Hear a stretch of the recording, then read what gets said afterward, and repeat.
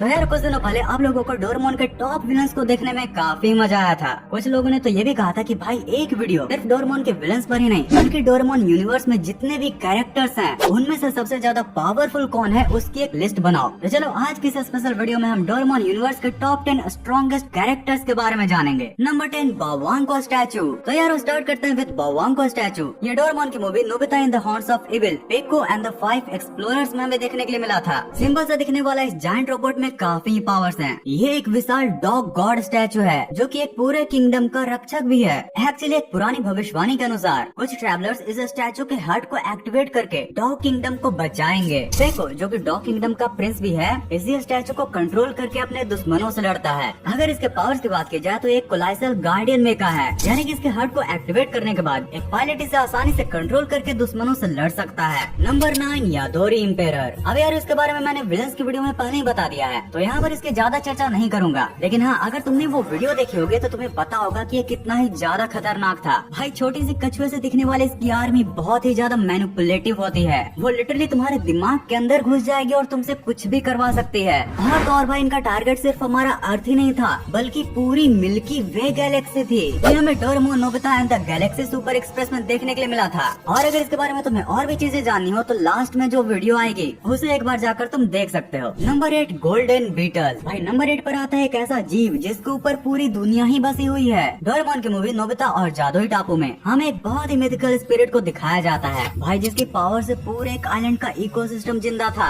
Actually इसी की शक्ति से प्री हिस्टोरिक और एक्सटिंक्ट जानवर एक साथ उस आइलैंड पर जीवित रह सकते थे, लेकिन जब फ्यूचर के स्मगलर्स इसको इसी मिरेकल पावर्स के लिए पकड़ना चाहते हैं तो फिर हमारे प्यारे डोरेमोन एंड हिज गैंग इससे कैसे फाइट करते हैं वो देखना काफी ज्यादा इंटरेस्टिंग होता है। अगर इसके पावर्स की बात की जाए तो इसके पास आइलैंड लाइफ फोर्स की तो शक्ति थी ही, जिससे कि ये सारे एक्सटिंक्ट जानवरों को भी जिंदा रख रहा था। साथ ही एक बहुत ही अमेजिंग मिरेकल एनर्जी भी थी। एक्चुअली इसको एक चमत्कार जैसा कहा गया जो पूरे हैबिटेट को सस्टेन और प्रोटेक्ट करती है। ये कोई कॉम्बैक्ट पावर नहीं बल्कि एक स्पिरिचुअल और इन्वायरमेंटल शक्ति होती है। Number 7 Zenda Claus. हाँ जानता मूवी में डोरेमोन इसे जेंडा क्रॉस बोल रहा था, बट फिर भी यार ये हम सबकी सबसे favourite movie Nobita and the steel troops में देखने के लिए मिला था। ये मेकाटोपिया का one of the strongest robot रहता है जिसको कि manually as well as automatic भी ये काम किया करता था। यार अगर तुम्हें याद होगा तो ये इतना ज्यादा बड़ा था कि इसको यूज करने के लिए नोबिता को इसे मिरर वर्ल्ड में ले जाना पड़ा था। एक्चुअली ज़ेंडा क्लॉज जिसे कि जूडो के नाम से भी जाना जाता है वो एक बड़ा और पावरफुल वॉर रोबोट होता है और उसका ब्रेन एक बॉलिंग बॉल जैसा स्पेयर है और ये रोबोट एक सिग्नल बीकन का भी काम करता है जो रोबोट आर्मी को अपनी तरफ अट्रैक्ट करता है। यार अगर इसके पावर्स की बात की जाए तो इसके पास सिटी बस्टिंग लेजर यानी कि कैसे लेजर बीम है जो कि एक ही शॉट में पूरे ही बड़ी बड़ी बिल्डिंग्स को तबाह कर सकती थी। इसमें giant mecha strength and durability के साथ रिमोट एंड एआई कंट्रोल भी था। ये उड़ भी सकता था और ये सिग्नल बीकन का भी काम करता है। और भाई सबसे मेन रिरुरू और पीपो की जोड़ी के साथ ये और भी ज्यादा खतरनाक बन जाता है। Number 6 Mecatopian army leader. यार ये भी हमें स्टील ट्रूप्स की मूवी में ही देखने के लिए मिला था, बस फर्क यह है कि ज़ेंडा क्लॉज जहाँ पर अच्छे साइड पर था वहीं पर ये तो पूरा बुरा ही था भाई। ये लिटरली धरती पर डोरेमोन यूनिवर्स की सबसे बड़ी आर्मी लाकर इंसानों को गुलाम बनाना चाह रहा था।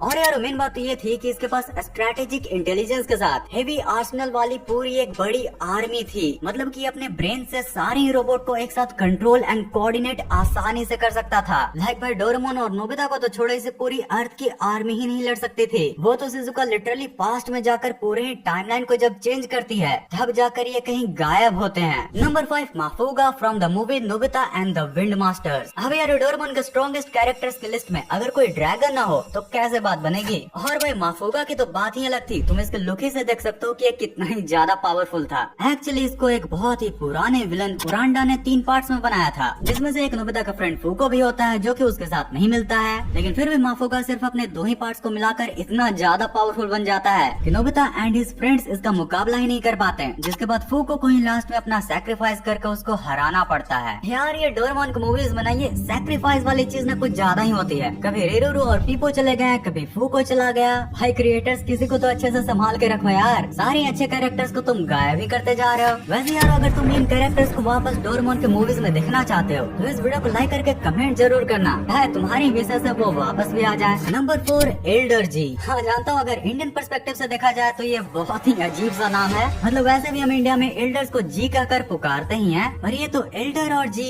एक ही साथ हो गया। खैर यार तो तुमने कुछ एनिमे में देखा होगा ना जिसमें एक भूला हुआ एक बहुत ही ओल्ड लीडर या फिर कोई कैरेक्टर जिसको लिटरली सब भूल चुके होते हैं, वो मेन समय पर आकर अपनी पावर्स दिखाता है। この血の味、この痛み。 और तब हमें पता चलता है कि वाह वो कितना ही ज्यादा पावरफुल कैरेक्टर था। ओके, तो तुमने क्या कोई ऐसा कैरेक्टर डोरेमोन मूवीज में देखा है? वेल, अगर तुमने एल्डर जी कहा तुम बिल्कुल सही हो, क्योंकि डोरेमोन की मूवी नोबिता इन हरा हरा प्लेनेट में ये बंदा लिटरली स्टार्टिंग में सिंपल सा कोई बूढ़ा लगता है, लेकिन फिर जब धीरे धीरे ये अपने पावर्स को रिवील करते हैं तो भाई मजा ही आ जाता है। पहले तो ये छोटी मोटी मैजिक्स करते हैं, लाइक अपने पार्ट्स बॉम्ब बनाना, क्विक टेलीपोर्टेशन ट्रिक करना, लेकिन फिर जब मूवी धीरे धीरे आगे बढ़ती है तब हमें पता चलता है कि ये कितना ही ज्यादा इम्पोर्टेंट है। लाइक भाई ये हरा हरा प्लेनेट पर छुपे हुए ट्राइब के लीडर तो होते ही हैं, साथ ही में इनके पास प्लेनेट बाउंडेड विजडम भी होता है, जिससे से वो प्लांट फोर्स को बताते हैं कि तुम्हें धरती पर अटैक नहीं करना चाहिए। लेकिन ये साना सेनापति को कौन ही समझाए। साथ ही यारो इन्हें हरा हरा प्लेनेट का लगभग सारा ही सीक्रेट रास्ता पता होता है, और अगर तुम्हें याद होगा तो इन्होंने ही तो डोरेमोन और उसके दोस्तों को एक सीक्रेट रास्ते से धरती पर वापस भेजा था। लेकिन जब फिर से इस फुद्दू सेनापति की वजह से अर्थ पर ग्रीन जाइंट आ जाता है और सारी चीजें आउट ऑफ कंट्रोल हो जाती हैं, तो भाई यही वो थे जिन्होंने की अपनी कुर्बानी देकर सबको बचाया था। यार ये लिटरली डोरेमोन यूनिवर्स का one of the most powerful as well as mysterious character भी थे। तो यार वो फाइनली आता है टॉप 3 पर। तो नंबर 3 पर आता है तोरिहो और ताई ताई चाय। मैंने इन दोनों को एक साथ रखने का रीजन विलन के वीडियो में ही बता दिया था। एक्चुअली ये डोरेमोन की movie Nobita and the three swordsman से आते हैं, और भाई इस मूवी की मैं क्या ही तारीफ करूँ, लाइक क्या ही स्टोरी थी भाई।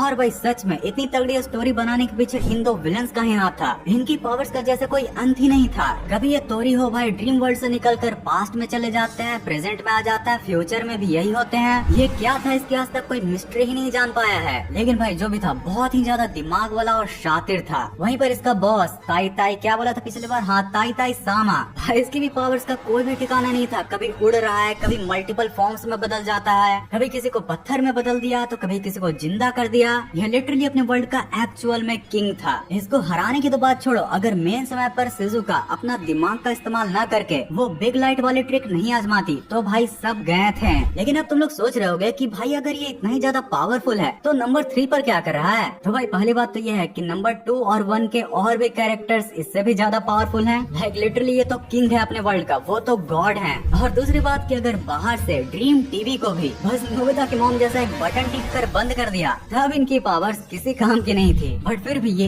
एक्स फैक्टर तोरिहो वहाँ पर भी बहुत सारी चीजें गड़बड़ करता है। Number 2 demon king and Medusa. तो यार अगर तुमने डोरेमोन की movie Doraemon Nobita's great adventure into the underworld देखी होगी तो तुम मेरी इस बात से जरूर एग्री करोगे कि इन दो विलन्स का कोई मुकाबला ही नहीं था। पहली बात अगर मेड्यूसा की बात करो तो लिटरली उसके इतने पावर्स थे कि मूवी के हर 5-5 मिनट में उसकी एक नई पावर जानने के लिए मिलती थी। कभी किसी को पत्थर में बदल दिया, कभी किसी को अपने वश में कर लिया, और कभी तो पूरे घर को ही गायब। और चलो पावर्स तो ठीक थी, लेकिन ये जिस तरीके से अपने पावर्स को यूज किया करती थी वो तो भाई और भी ज्यादा खतरनाक होता था। वहीं पर इसी मूवी से इसी का बॉस डेमन किंग, भाई उसके क्या ही कहने थे। सोचो अगर वो मेड्यूसा को इतनी सारी पावर्स दे सकता है तो खुद कितना पावर पोजेस करके रखा होगा। लाइक भाई वो अपनी दुनिया में कुछ भी कर सकता था। पावर्स अनलिमिटेड थे जिनका की कोई भी मुकाबला नहीं। और ऊपर से एक सबसे बड़ा एक्स फैक्टर तो ये था कि अगर उसको हराना है तो उसके हार्ट पर अटैक करना होगा, और उसका हार्ट यूनिवर्स में कहीं पर भी छिपा हो सकता है। मैं तो तुम्हें पक्का ये रिकमेंड करूंगा कि अगर तुमने डोरेमोन की अंडरवर्ल्ड वाली मूवी नहीं देखी है तो एक बार जाकर जरूर देखना। इसमें क्या ही पावर्स दिखाए गए हैं, मजा ही आ जाएगा। लेकिन यार चाहे विलन्स कितने भी पावरफुल हो, एक बात जरूर होती है कि हमेशा जीत हीरो और अच्छाई की ही होती है। इसलिए हमारे लिस्ट पर नंबर 1 पर आता है the seed sower from the Nobita in Gol Gol Golmaal movie. Doraemon की मूवी में इसको एक ऐसी कॉस्मिक एंटिटी बताया गया है जिनका की कोई शेप या फिर फॉर्म नहीं होता। वो कुछ भी बन सकते हैं, like samurai, snake, golden beetle, age में बड़े या फिर छोटे कुछ भी बन सकते हैं, और जो कि अलग अलग प्लैनेट्स पर जीवन को शो करते हैं, यानी कि वहाँ पर जीवन की शुरुआत करते हैं। मूवी में जब डोरेमोन और नोबिता लॉटरी के रैंडम नंबर्स को यूज करके एनीवेयर डोर से कहीं पर भी जा रहे थे, तभी नोबिता की गलती की वजह से वहाँ पर वो एक सुनसान ग्रीन फील्ड में पहुँच जाते हैं, जिसे कि हमारे यही भाई साहब ने बनाया था। पहले तो ये उन्हें बारिश, तूफान जैसी चीजों को कंट्रोल करके भगाना चाह रहे थे, बट फिर वो इनका नेचर देखकर उनको इसी प्लेनेट का गार्डियन बना देते हैं, और फिर खुद किसी दूसरे प्लेनेट पर पर नई जीवन की शुरुआत के लिए चले जाते हैं। लाइक भाई पूरी लिस्ट में इनकी पावर सबसे ही ज्यादा इंटरेस्टिंग होती है, चाहे वो कॉस्मिक स्केल लाइफ क्रिएशन करना हो, किसी भी चीज में बदलने के लिए सेफ शिफ्टिंग करना हो, किसी के भी दिमाग में पहुंचने के लिए साइकिक कम्युनिकेशन करना हो, या फिर नेचर को ही कंट्रोल करना। भाई इनके लिए सब चीजें ही पॉसिबल थी। और ऊपर से सबसे मेन चीज, ये लगभग इमॉर्टल ही थे। यानी कि तुम ही सोचो कि जो जीवन बना सकता है उसका जीवन कौन लेगा। वैसे अब मैं यहाँ पर कुछ ऑनरेबल मेंशंस को भी ऐड करना चाहता हूँ, जिनके भाई रैंकिंग तो मेरे पल्ले नहीं पड़ी, लेकिन ये भी one of the most strongest character हैं। अगर टू बी प्रिसाइज बताऊँ तो शायद सबसे इम्पोर्टेंट और पावरफुल भी। यस, मैं बात कर रहा हूँ डोरेमोन, नोबिता, डोरामी एंड उसके फ्रेंड्स के बारे में। यार ये लिटरली मेन हीरोज हैं, इनसे ज्यादा पावरफुल कौन होगा। और खास करके नोबिता, इसको तो पता नहीं मूवी में क्या हो जाता है, ये सीधा गंगाधर से शक्तिमानी में बदल जाता है। और मैं फिर से बोलूंगा कि नोबिता की ये बात हम सभी को सीखनी चाहिए कि लाइक नॉर्मल लाइफ में तुम्हें जैसे भी रहना है रहो, लेकिन जब मेन समय पर तुम्हारे परिवार को तुम्हारी जरूरत पड़े, तुम सभी अपनी रिस्पॉन्सिबिलिटी को अच्छे से संभालना। ओके, तो यार आज की इस लंबी वीडियो के लिए इतना ही था। उम्मीद है तुम्हें ये वीडियो देखने में मजा आया होगा। अगर मजा आया तो प्लीज इस वीडियो को लाइक कर देना। तुम लोगों की एक एक लाइक मेरे लिए बहुत ही बड़ी मोटिवेशन होती है। और हाँ, अगर तुमने वो विलन वाली रैंकिंग वीडियो नहीं देखी है तो फिर तुम्हारे लिए ये वाली वीडियो, और अगर इसे देख लिया है तो फिर तुम्हारे लिए ये वाली इंटरेस्टिंग वीडियो। इस पूरी ही लंबी वीडियो को यहाँ तक एंड तक देखने के लिए दिल से thanks for watching this entire video.